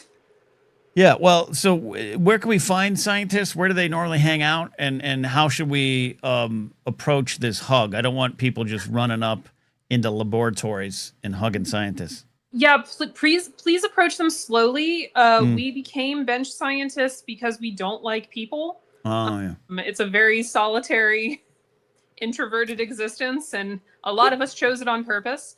What if we were to combine bars and laboratories? Steve, what if guys like you and I could go get a drink and hang out and watch scientists do their research? I was really worried where you were going with that. I thought this was going to be like, hey, Ken, I know we're getting rid of OSHA probably, but that just sounds like a little too far. No, but I would absolutely, there's a niche for that. I would absolutely go to a bar instead of having like the giant lobster aquarium thing to stare at. You know what I mean? You just have a window into like something where Addie's like messing with centrifuges or something. You know what I mean? Like that would be cool. I think it'd be exciting. As long as I could also have like a thing, like a glove that goes through the glass, and I have like a little squirt gun I can pay $5 to like shoot at her for like 15 seconds. That would be cool. I was going to say they've already combined the bar and the laboratory. Obviously, neither of you have ever been at the fall meeting of the American Geophysical Union. No, I've been to a paleontologist meeting in Arizona, but no. The kegs roll out at 4 p.m. There you go. But you know what I mean? That meeting is a bunch of geologists, and no one drinks like a geologist. Oh, trust me. That was a geologist, paleontologist event in Flagstaff, Arizona. Woo! You know it well. But Addie, wouldn't this, you all don't have to interact with us, but then you could be around people, and then we get to watch. It's like I was just at a bar the other night. Everyone's staring at the baseball game. What if we just stared at scientists doing research? So what I'm hearing is you would like to create the laboratory zoo? Yeah. Steve, I'm not off base here, right? I mean, Ken, I wouldn't. Ken, I mean, hold on, Ken, this is just you and me talking right now, right? Okay, yeah. Well. Don't use the word zoo there. I don't know if we go zoo. Okay. I just don't know if that's the move. You know what I mean? Let's go experience. Observatory. Observatory is good too. Observatory is really good too. Yeah. All right, I'm going to workshop this. I'm going to workshop this. Addie, if you find some scientists willing to research in front of bar drinkers, let me know. Maybe this is just another idea for the YouTube channel you want me to launch. Yes, absolutely. Live stream myself in the lab. Yeah, see, Tully's got the right idea here. Let us play with dry ice. Oh, just a bunch of drunks putting dry ice into their beers. Yes. Come on. Well, you make it safe. If J&B has a great idea too. For another thing, is like a jukebox. You could put like a couple dollars into the Touch Tunes thing, and you get to be David Attenborough. You just kind of like get a microphone. You get to like narrate the scene of whatever is going on, and everyone in the bar just has to listen to it, and you just make up shit. Oh, that'd be amazing. This is how we fund the sciences. But fund science? Oh, even better. Fund science, but also this is how we make science more fun to the layman. Like we don't need to watch sports. We can have sports on in the background. But Addie, you and your team, you solve things, we drink. I don't think it's as exciting as you think it is. Steve, we'll never know till we try. Right? We'll never know till we try. That's what all the little bells and whistles that make it like a theme park are for too. You know, like an experience. Exactly. All right, Addie, I appreciate you. You've done great work tonight. Home runs all around. Thank you, Ken. I will go watch some clips from the New Heights podcast. I feel like I am Taylor Swift to you and Steve's Travis and Jason Kelsey. Love it. I've got the beard of Jason Kelsey for sure. Thank you, Professor Addie. You're welcome, Ken. Love it. I will workshop the idea, Steve. Does that make you Jason in that scenario? Is that the only thing is Jason, I've seen Jason in overalls, and I would never be caught dead in overalls. Yeah. That's fair. I don't think I'd ever do the overall. I wouldn't. The last time I wore overalls, Ken, I was in 3rd grade, and I was playing Hansel in the Hansel and Gretel play. I wasn't even. You were lead? Good for you. I was Hansel. Good for you. I had the biggest crush on Gretel, Ken. The biggest crush. Never happened, though. I know that feeling. In 6th grade, my crush played Elfie in Elfie the Elf, our holiday play. She was the lead, and I was an extra. I couldn't get candle holder number 2. I couldn't get Shelley's attention. I wore overalls last in probably 1979, and they were a pair of Osh Gosh Bagosh overalls, and I had a little bowl haircut. It was great. Great time. I'll check out a little bit of the New Heights.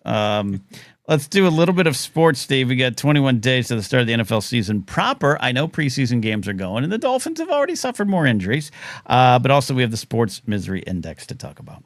We do. I posted this in the Discord for some fun. So this is a little thing that ESPN made, and I will share my screen here momentarily so you guys can see what the heck I'm talking about. Okay. So this is the sports misery index, okay?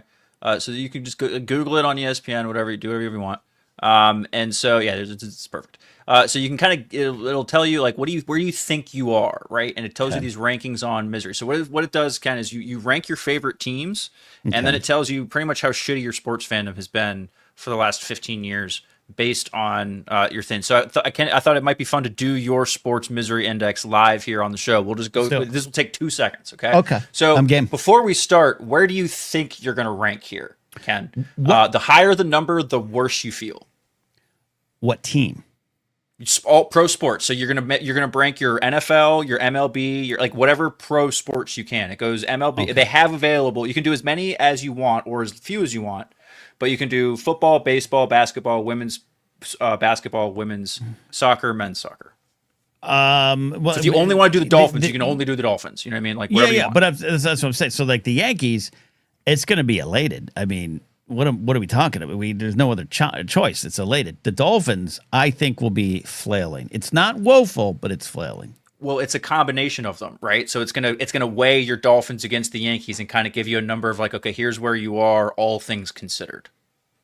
So you're combining the teams. You're okay, combining all right. Well, them. walk me through Yes. it. Walk me through it. Okay. Walk me through it. Okay, so we're gonna just say we're gonna go right in the middle then, as far as where we're gonna guess for you. Okay, so now you like the Dolphins more than the Yankees, right?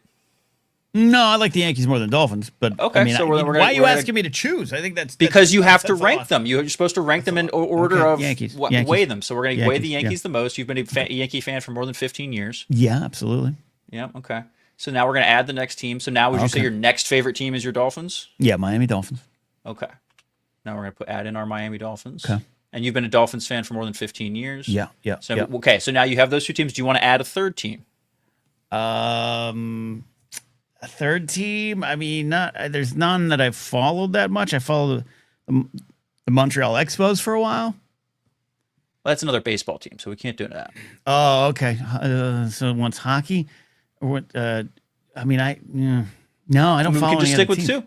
Okay, Yeah, we're just gonna stick with this. I don't. Yeah, I don't follow any other teams. So your misery rating of 56. I'm You're meh. meh. You're meh. I'm meh. You win some, you lose some. Why? Okay, why is it meh? You win some Because the Yankees are really taking care of you here, right? Yeah, I can move this up a little bit for you. So yeah, the Yankees are really Okay. pulling the weight here for you because your Yankees are ranked 20th on the MLB ranking misery index. Okay. And that's high. That's then- good. That's good. Yeah. Okay. And then your Dolphins are probably what's really like kind of Really bringing low. you down here because the Dolphins are number 10 actually, which is But see, again, that's- yeah. not great. But Not I great. wasn't alive for most of the 70s when that was probably top tier Dolphin fun, you know. I mean, until the mid 90s or I think even the late 90s, the Dolphins were the winningest franchise in professional sports. We won a lot. Didn't get us a lot, but we won a lot. So And you're- even the last 25 years, we have some great seasons, but we just don't go far with it. So, all right, that's cool. Well, we'll do. What's yours? What's yours? Oh, okay. So yeah, we can go back and do. I mean, I did it with like all of them at first, and so I'll only do the quick ones here. Okay. So I mean, my first one is absolutely going to be we'll do the same thing. I'll guess the middle. Definitely going to be my Philadelphia Eagles, right, Ken? 15 plus years. Okay. And another team will go my Cincinnati Reds. Okay. 15 plus years. I'm also a basketball fan. I'm a Miami Heat fan. We've talked about that a little bit before. Okay. It doesn't make a lot of sense. It's a long story. 15 years. And then as far as pro sports go, I think that's really it. I mean, if we're gonna, I'm not a big hockey guy. Yeah.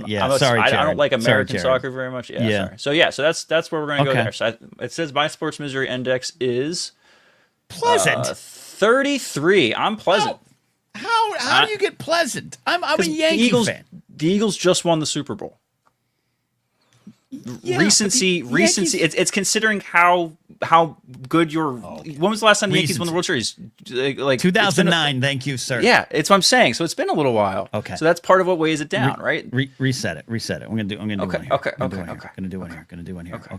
Gonna do college sports team? It's just pro American sports. Just the people that get money for it? Okay, cool. Sure. All right, start it again. Okay. Misery bot.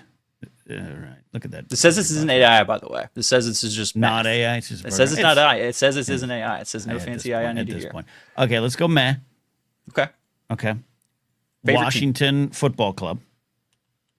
Oh God, are we trying to make the most miserable person alive? Okay. How long? Okay, 15 plus years. Okay. Oh, I know what you're doing now. Okay, go ahead. Next. Yep, another team. Baltimore Orioles. 15 plus years. Okay. All right, San Antonio Spurs.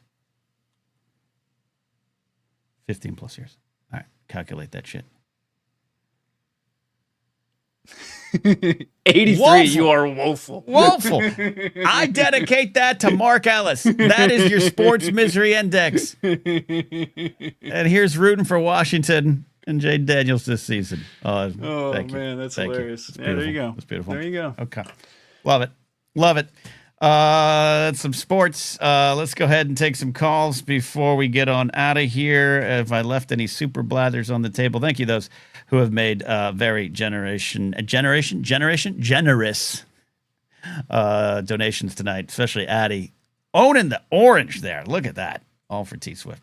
We got some calls. Hopefully Brady gets in a position to call in, and I got to see what he's, what he thinks this Bronny James rookie card could be worth to him.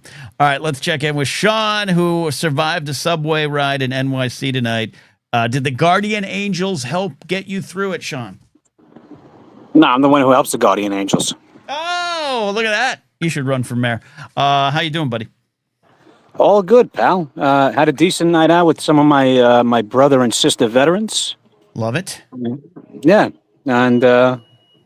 yeah, having a good time. Just want to say hello to the world. I hope you guys are good. Much love. Good, man. Oh, that's it? That's you just wanted to pass love and put it out into the world? I can hang out for a minute. Why not? Well, what's your question? Okay, what is your sports misery index? Steve, could we run that live in the background? Can we figure this out for Sean? Yeah, I got you. Give me just a second. Okay. All right. Yeah, so my sports misery index is anywhere from 1986 to Yeah. I want to see how low it can go here. 86 was a big year for you.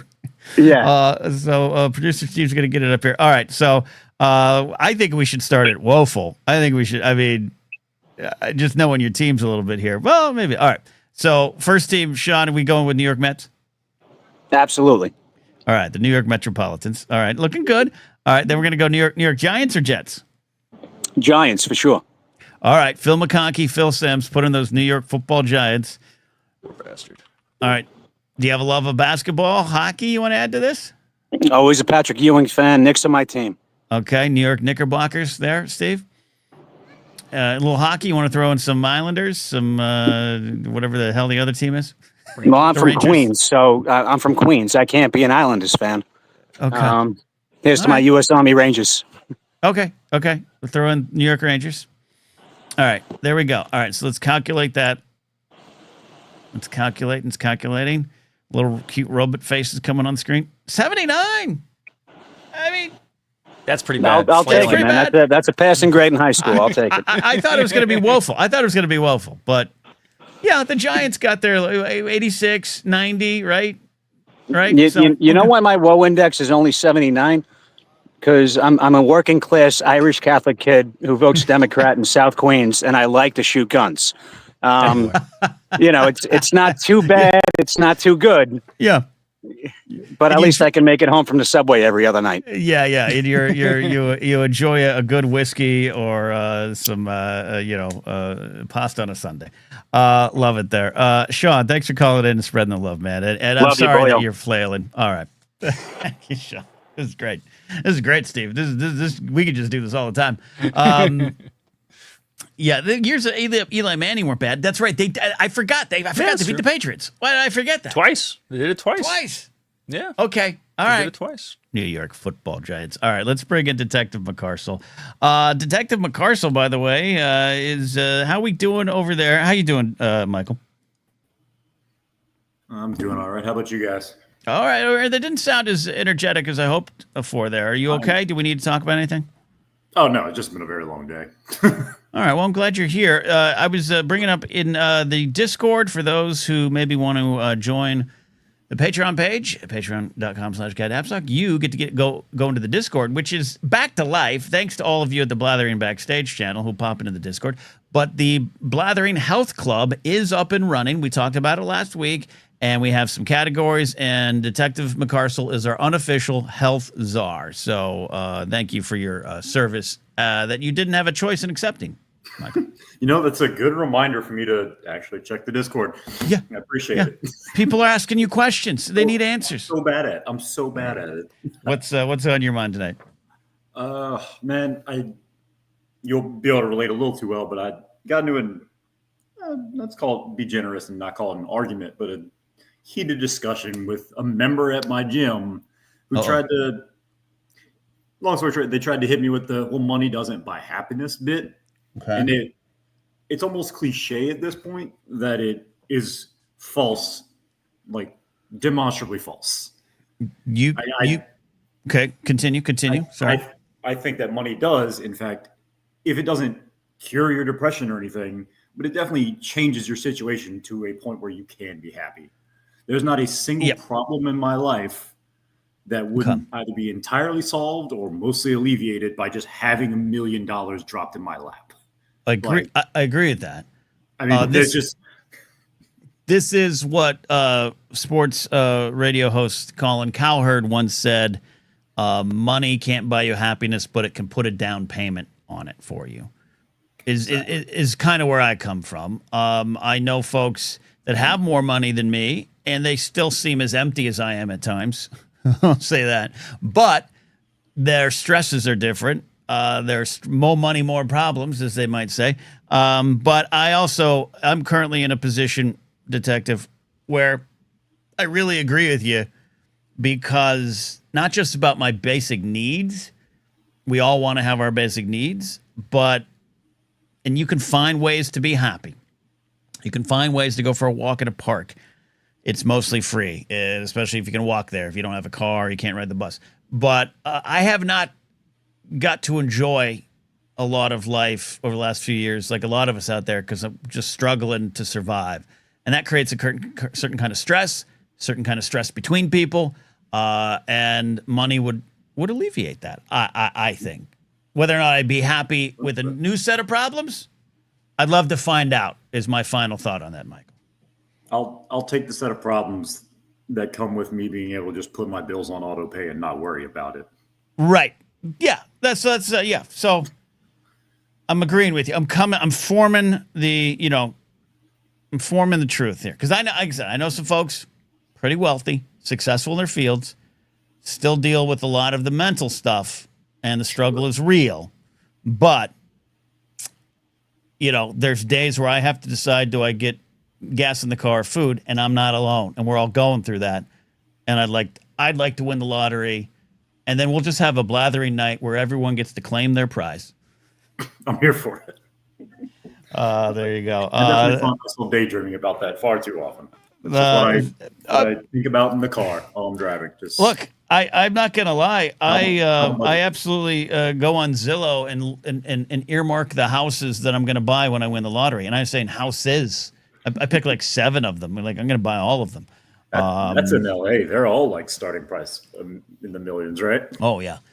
These are $3 to $9 million houses that I'm looking at. Because I'm dreaming big about winning that Mega Millions.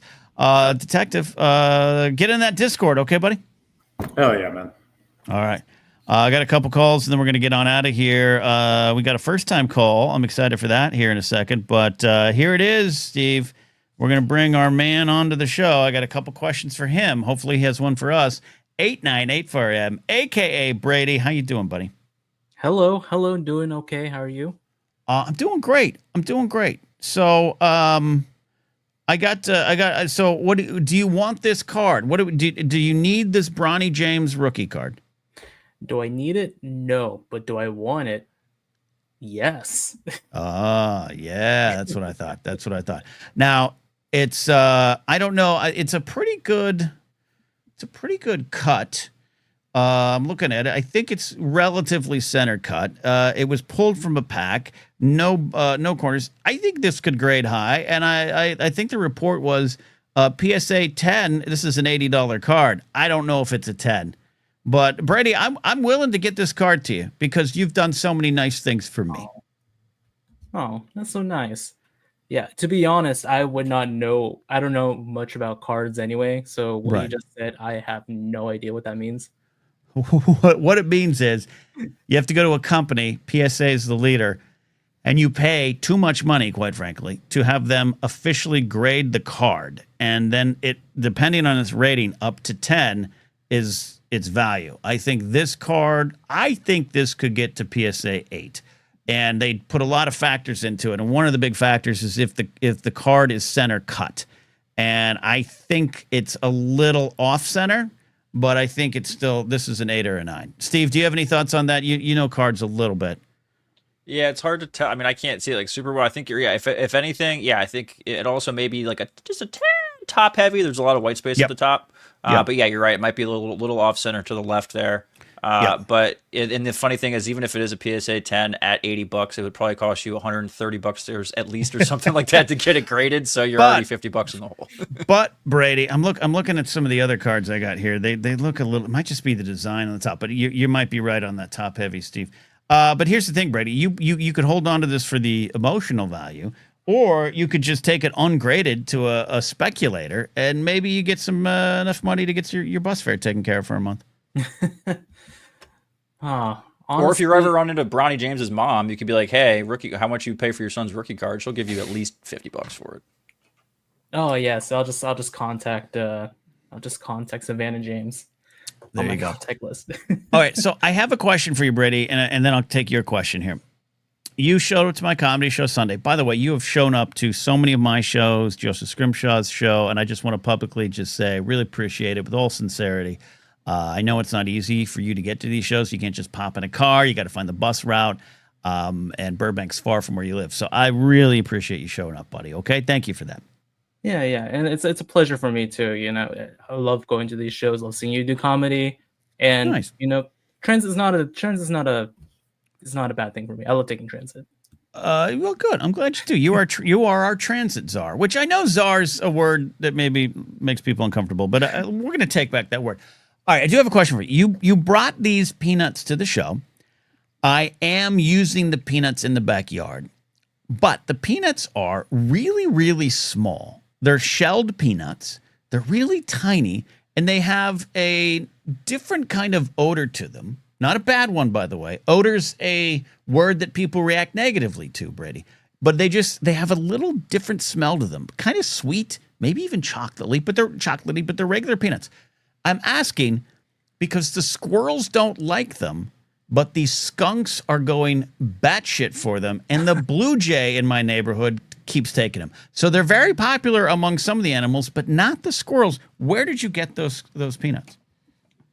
These are Chinese peanuts. I didn't know there was anything different, to be honest, but I guess there is. There's a ton of difference to them.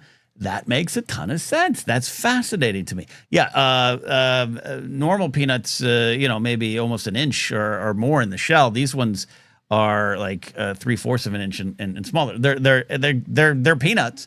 The blue jay is going crazy for them. I have this blue jay that shows up now and squawks until I put those peanuts down. So, Brady, you've done good for my little zoo. Oh, wow. I hope I did not introduce them to some kind of narcotic or something. Look, it's possible. It's possible because that blue jay is upset if those peanuts aren't there. He is now just coming to my window squawking at me. I got to get video of this blue jay that's shown up now. It's impressive. It's impressive. All right, Brady, that's fantastic. That's no, they're not roasted. LQ's here.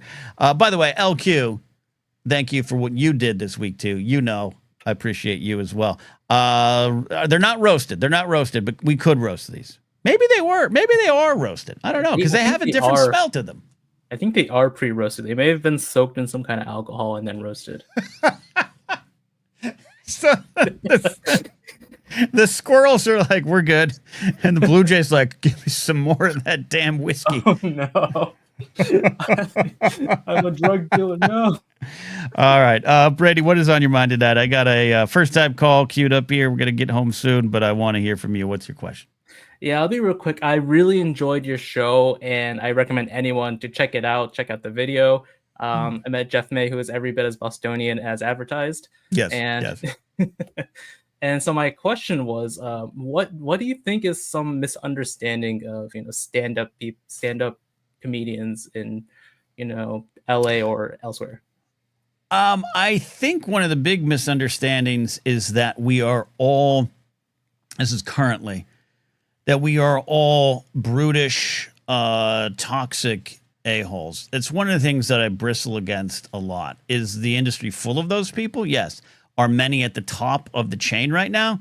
Yes. Have some always been? Yeah, absolutely. Is comedy always been problematic at times in certain sections? Yeah, and it always will be. But one of the things that does drive me crazy, there is this kind of perception that of a lot of the comics that I wish I could fight against, because not physically, but just like so many of the comics I know and associate with, and in fact, all of them on the show that was that you were at, Brady, are really thoughtful. And by the way, I'm making clear about that. I'm not even talking necessarily about politics or affiliations. I'm talking about the people. They're all thoughtful, insightful, smart, warm people, and you can choose to surround yourself with them.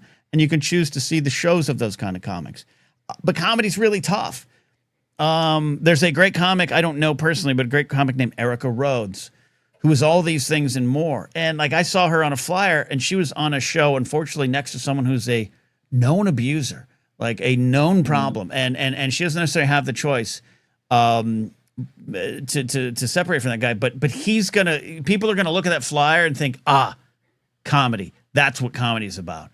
These kind of a-holes, when it's really more about people like her. Mark Maron went on his show, or was on one of a podcast. He's been doing the big podcast run, and he was talking about who should be the best comic right now is Maria Bamford, who's been around for years. I have had the pleasure of seeing live many times and knowing friends around her in the circle. She's just this genius person, doing things and still doing things that other comics couldn't even dream of accomplishing on the stage. And doing it in a sincere, deep, meaningful way while also being genius-like funny. But she doesn't get the headlines. The dude bros and the folks with 1 million TikTok followers who have put their back into it, and I can't fault them for that, but they do it mostly out of the lowest common denominator kind of comedy. Which, by the way, you were at the show, Brady. I like a dirty joke. I like a lot of dirty jokes. I like getting in the slop. I like that. I think it's funny. I think that's part of life. But that's my biggest thing right now. Yeah. And as someone who's met some of the comedians after the show, I completely agree. There you go. There you go. We're all not what Steve thinks we are. What the hell did I do? Holy hell! I'm just out here just twiddling my thumbs, catching strays about. Yeah, because I don't trust. I think you might have. I think that misery index was AI, and you prompted it to say the Yankees had more misery. I don't trust it. 16 years, Ken. Hey, you know who's not miserable? Don't you say it, Brady. A baby born the year the Yankees won the World Series, Ken, is driving today. Get the hell out of here, Steve. All right, Brady. Thank you. Thank you. I'll hold on to this card. I'll get it to you. Okay, buddy? Thank you. Appreciate it. All right. Alcohol-infused roasted Chinese peanuts, Steve. I got my answer.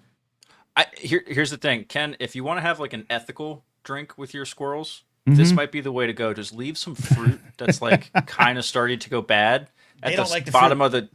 They don't like fruit, but fermented fruit though.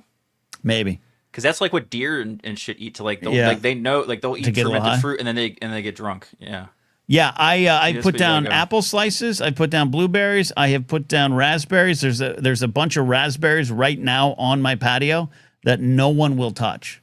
Squirrels, Wow. birds, skunk, raccoon, cats. No one will touch. Jesus, I have a lot of animals in my backyard. Yeah. So here's my next question, Ken. Do you have like a bug out plan or a defense protocol for if animal control shows up and is like, sir, you can't be operating a petting zoo out of your. This isn't zoned to be a zoo. You know, I was out today running an errand, and I saw animal control in my neighborhood, and I thought, don't you get my skunkies. You stay away from my squirrels. You're gonna see Squirrely's paws on the back of a van, like on the back of the glass, like looking at you, like no. I can't, because lately Kylo has not been coming in the backyard. He's been playing in the front yard, and when he sees me, and I've shared video of this, he reacts to me and comes running over. So I'm now feeding him in the front yard, and I know neighbors have seen me. Oh yeah. So yeah. I'm like, I'm the weird. Yeah. Keep it in the backyard, Ken. Tully says, are there no raccoons? Oh no, there's 2 raccoons that come by now regularly, and 4 cats that are in the neighborhood that I hate chasing them out because they're just looking for a place to lay their head, and I put water out so they drink that, but I'm not putting food because I cannot have 4 cats moving into my backyard. All right, let's get to a first-time caller to round us out here tonight.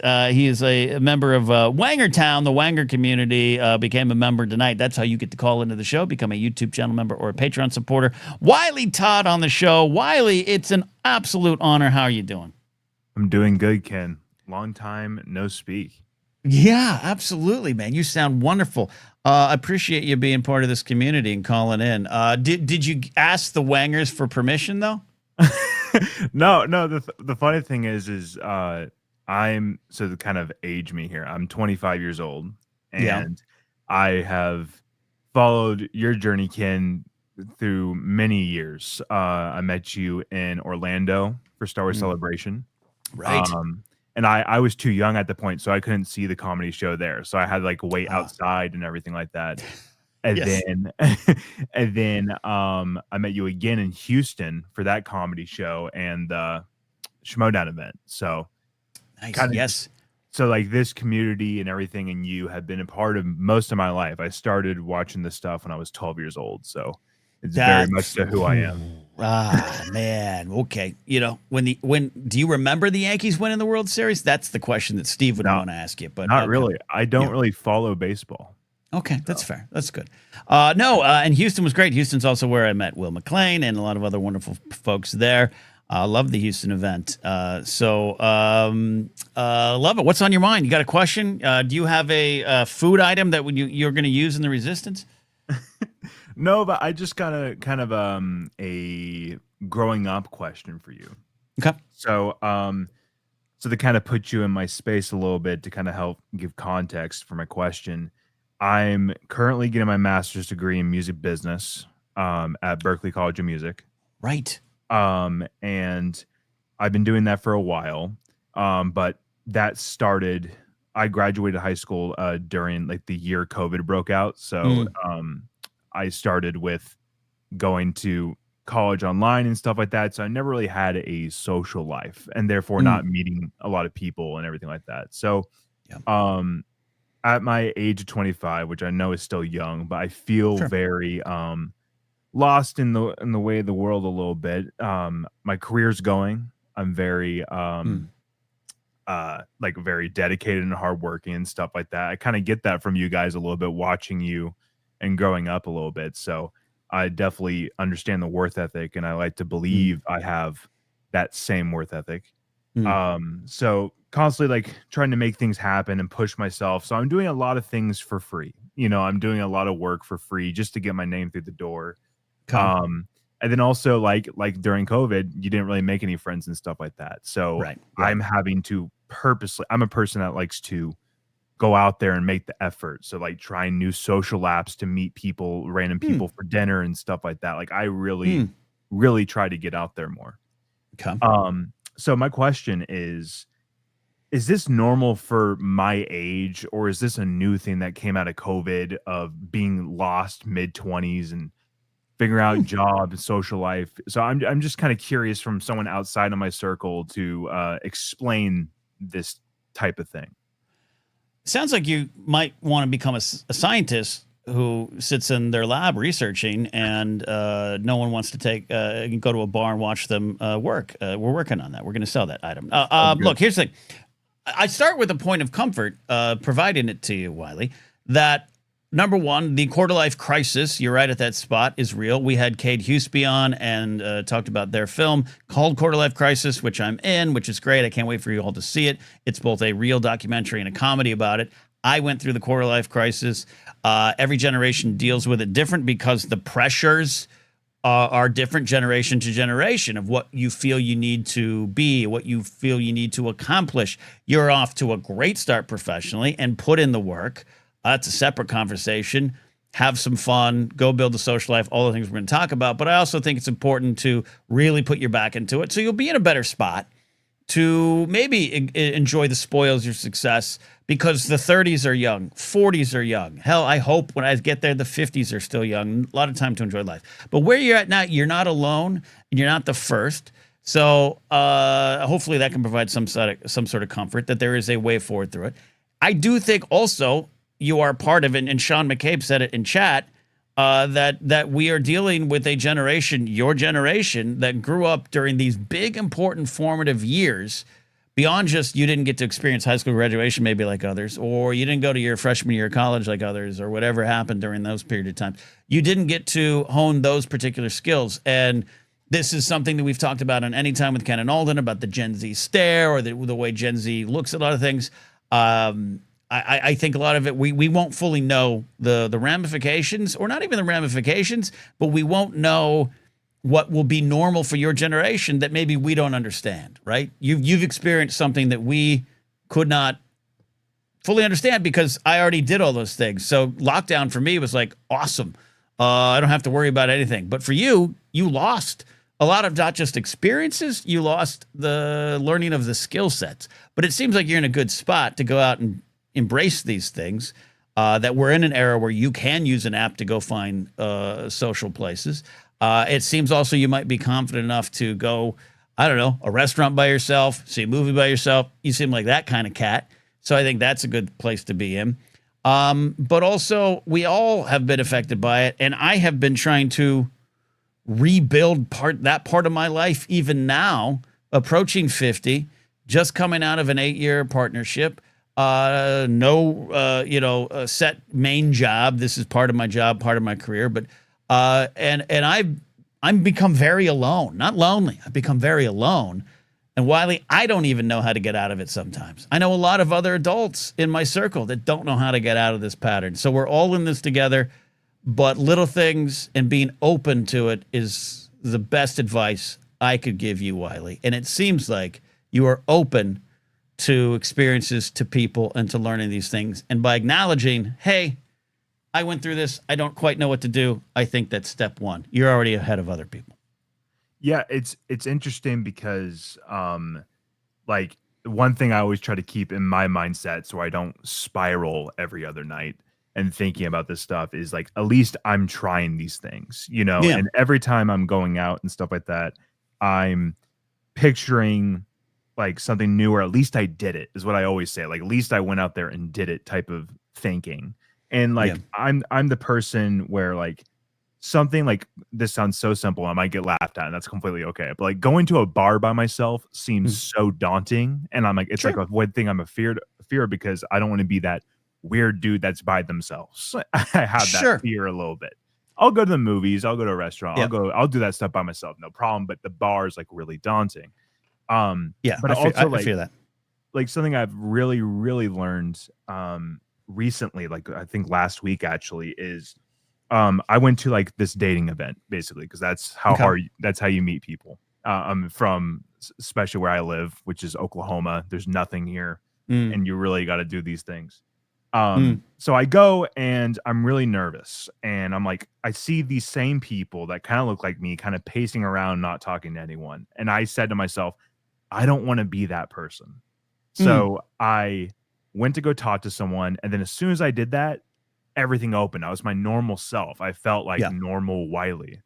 And since that revelation, like going to a coffee shop to work or something like that, something I usually do, maybe just talking to that one person, just saying like a little thing might open myself up more to be that normal self. And that's something I've learned, and I haven't really looked inward like that when I'm going out. I'm like, hey, what am I misstepping here when trying to meet people and stuff like that? So like like you said, it's like totally like a learning thing that I'm still trying to gather. You're in a good spot, man. And yeah, look, first of all, you're not weird for being uncomfortable going to bars by yourself over other things. I just had to do it the other night for a comedy event, and I thought I might know people there, and I almost walked up to the bar and kept going back home. And I didn't, but I also was a real shy kid. I think you're in the right spot. What I try to do in those situations, and if you're going to movies or restaurants by yourself already, you're probably already there, but for anyone else listening, I don't be afraid. I'm not afraid to find an anchor in those kind of situations, meaning I'm going to go to this bar. I'm going to sit here. I'm going to drink and look at my phone, and that's the most I can do right now. And maybe next time I'll look around. Maybe next time I'll interact with someone more, and maybe next time, and I just deal with the small steps first. But I think, look, man, I think you're doing the right things there, Wiley. Thank you. I like that advice of like, okay, even though you can't really do much this day, but at least you're getting out there, and then maybe next time do a little bit more. I like that. I'll use that. Thank you.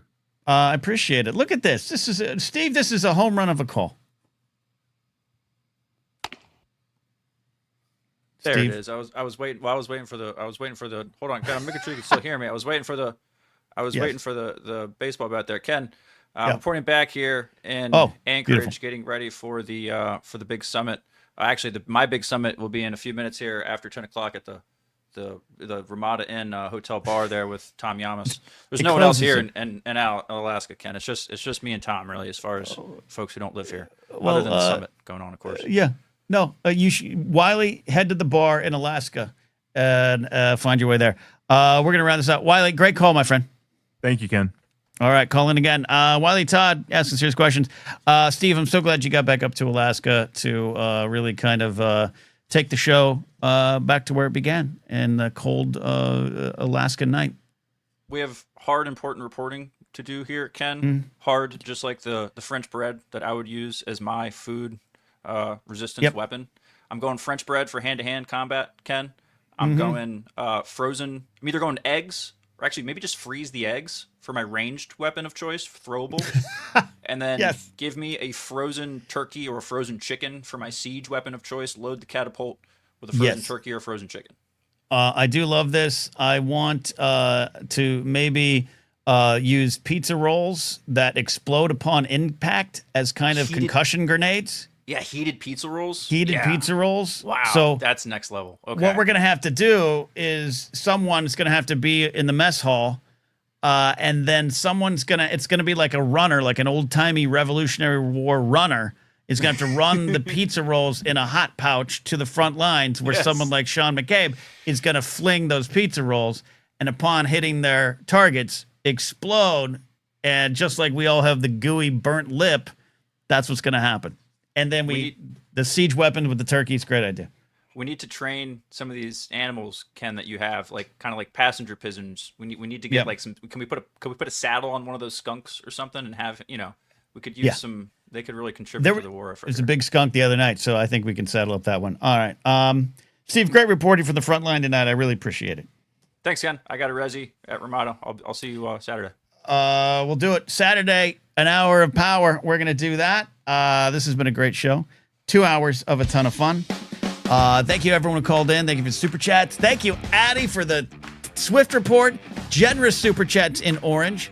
And the science, which we love having around these parts. Go watch that Climate Town episode. Become a Patreon supporter. Watch my full set. Hot Bar Brink Nights 4. Steve, get to that bar in Alaska. We'll see you all next time. Bye.